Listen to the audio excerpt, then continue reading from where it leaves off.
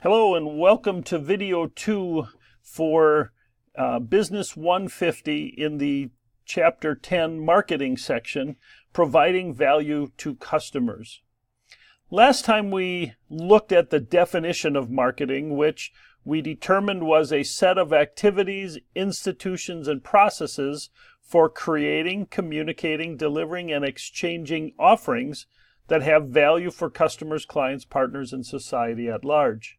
How do we simplify that? Marketing is an activity whereby we create value for our customers.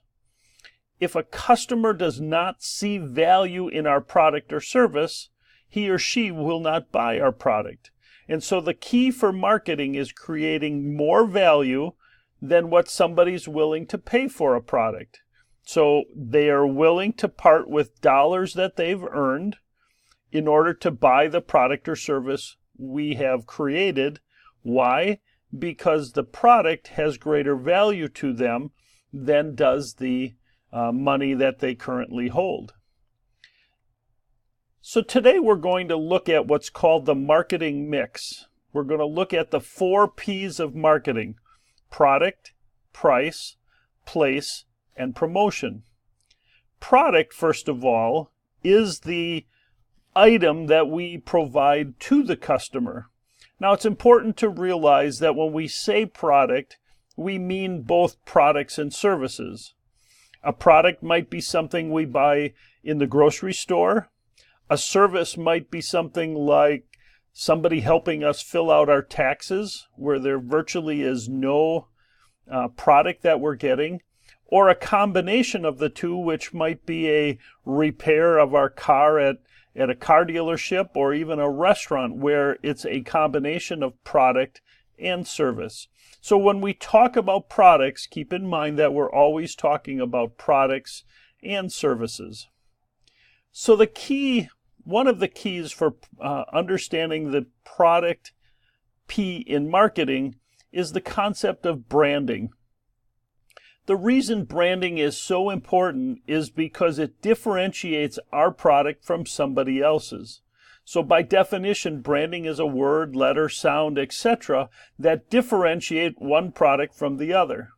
If you go to a McDonald's, that is a branded product. We know what we're getting at McDonald's versus if we go to Taco Bell, which is also branded, but because we're familiar with their brand, we know that when we pull into that restaurant, we know what they're going to offer. Companies that want to protect their name, want to protect their brand, register their brand with the U.S. Patent Office. And then if nobody else has used that name in the past, they receive what's called a registered trademark, the little R with the circle around it. And what that says is this has been protected with the U.S. Patent Office, and nobody else can use that name or that symbol that has been reserved at the U.S. Patent and Trademark Office. Now, there are 3 types of branding strategies. The first is the manufacturer's brand. That is the brand that we see in the store where we recognize the name. Kellogg's cereal, Oreo cookies, Coca-Cola. Those are manufacturers' brands. The people who own those brands manufacture the products, put their name on it, and then use different means to sell to the customer. Private branding is where the person who does the selling is selling the product under their name. If you think of going into a grocery store and you see something with Sam's Choice, that is a product that is only sold at Walmart or at Sam's wholesale clubs. The Walmart Corporation does not make that product. They pay somebody to make that product and put their name on it. And so they distinguish themselves by having their name on a product that nobody else has. And yet we know they don't manufacture the cookies or the soup. They pay somebody to do that. That's what's called a private brand. Lastly, a generic brand is a brand name that virtually has no name associated with it.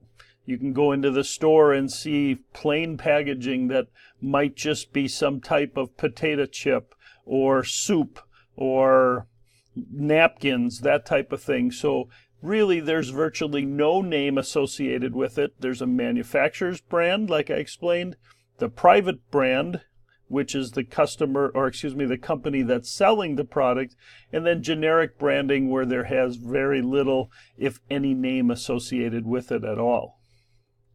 So a key term in this section of the chapter is important to understand: brand equity. And that is the value of a brand generated by consumer experience. So companies like Apple, Google, Nike have literally millions and millions and millions of dollars of what they call brand equity, meaning value in that name because people look favorably on those products. So when the company rolls out a new product, because of that brand equity, it helps them sell more and more of that new product. Why? Because people have had a favorable experience in the past, and so my past experience with Apple has been good. Therefore, when I look for a new product with the Apple name on it, I'm expecting the same type of product, quality, service, etc. We call that brand equity. There's two things to keep in mind from a packaging standpoint. Packaging is by definition is the container that holds the product. So again, the box or the wrapping, etc. And label is important because that's what's said about the product on the packaging. And if you think of you're going into a store and you're not sure what product you need to purchase or how to compare products, the labeling is what some people call the silent salesperson.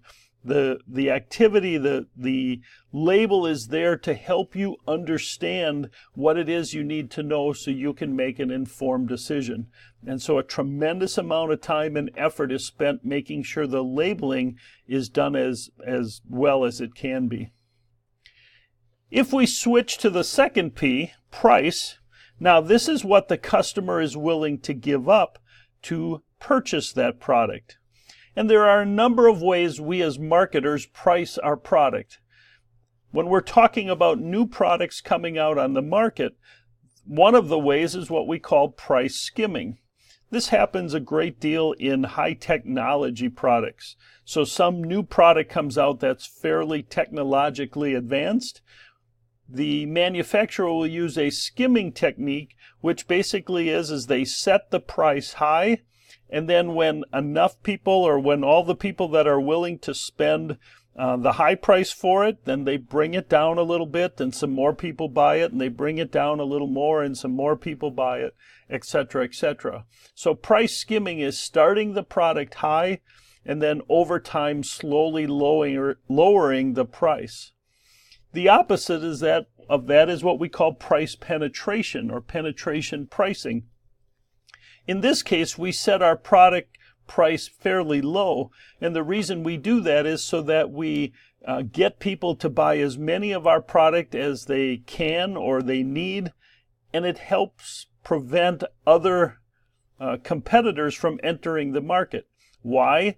Because the price is fairly low, there's not a lot of profit to be made, and the people that needed the product have come out and purchased a lot of the product they need because, again, that price was so low. That's known as penetration pricing. Other pricing strategies that we see is, first of all, cost-based pricing. Cost-based pricing is where the manufacturer figures all of the cost associated with making something. They add a profit to the top of that cost, and then that's how they sell their product. Now, you don't see that a lot in the retail environment because just because it costs somebody $10 to make something doesn't mean the customer is willing to pay $10 or $11 or $12 for that product. And so cost-based pricing, where you see that, is where something is custom made normally. So if you were going to build a house or have somebody make you a dress from scratch, they would take the cost of all the products, add their labor, add some profit, and tell you that's what it's going to cost for that new product. Because again, it is unique and there isn't any competitor relative to that exact product. So it's not normal to see cost-based pricing in the field of marketing. Secondly, is what is more common is what's demand-based pricing. And so the manufacturer or the marketer looks and says, what are people willing to pay for this product? That's the demand-based pricing. And if people are willing to pay $10 for it, or $15 for it, or $20 for it, the price is set according to the demand, the amount of money that people are willing to spend to obtain that product. If you think of a bottle of water, here on campus, you might pay $1 when you're downstairs or in the cafeteria. But if you were at a ball game or you were at a Six Flags amusement park in the middle of summer, you might be willing to pay more for that same product because of the time of the year, the day, the fact that it's really hot out, whatever the case may be. And so demand-based pricing sets the price based on what consumers would be willing to pay. Target costing is where we look at what we believe the customers are willing to pay, and then we create the product so that it fits in that area. So we might have a $1 notebook, a $2 notebook, and a $3 notebook. And so the product is priced at $1, $2, or $3, and then the product is designed to fit into that target cost. Prestige pricing is where you price a product high, because by pricing it high, it gives it a prestige feeling, if you will. Certain types of accessories or clothing, think of maybe a Coach purse, probably does not cost a whole lot more to make than a normal purse, but because it has brand equity in that name, because people like that product, because it has prestige associated with it, the price of that product is considerably higher. Odd-even pricing. This is the $1.99, $2.99, $3.99 type pricing. Although it seems like, well, $1.99, everybody thinks that it's $2, study after study has shown that when a price is set at $1.99, we tend to think that's in the dollar range versus in the $2 range. And so as you can see by the number of times people use it, it's very popular for your products to be priced at $1.99 or $2.49, etc. Because again, studies have shown that people look at the first number and they relate that product to that first number. Again, $1.99 is in the $1 range. Going on to the third section of the marketing mix, we're talking about place. This is getting the product to the customer where the customer wants it, when the customer wants it. So where can I find this product? Now, there are a number of ways that we can do that. First of all, some producers will sell directly to consumers. We see that more and more today with the advent of the World Wide Web and being able to shop online. Some producers will make their product, sell it to a retailer, and the retailer will then in turn sell it to the consumer. Take any of your paper goods, your Kleenex or paper toweling and so on. You normally don't buy that type of product from the producer. You buy it from a retailer. Now, today's world, you might buy it from a retailer online, but the producer is selling it to the retailer, and then the retailer is selling it to the consumer. The third type here is selling through wholesalers. Now, a wholesaler is somebody that buys a big lot of something, breaks it down and sells it in smaller quantities to the retailer, who then in turn sell it to the consumer. So if you think of a small mom and pop grocery store or pharmacy, they don't have the capability of buying huge truckloads of, let's say, paper products like I was just discussing. So a wholesaler will buy a whole truckload or multiple truckloads from a paper producer. They will then break them into